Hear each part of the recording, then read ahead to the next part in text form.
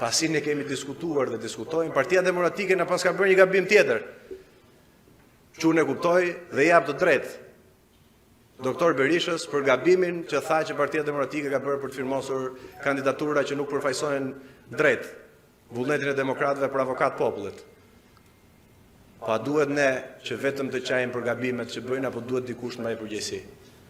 Si mundet që Partia Demokratike e Shqipërisë dhe grupi parlamentar i Partisë Demokratike të shkoj pa strategji dhe t'i jap Ramës 15 emra që Edi Rama të zgjedhë cilin doj për avokat popullit?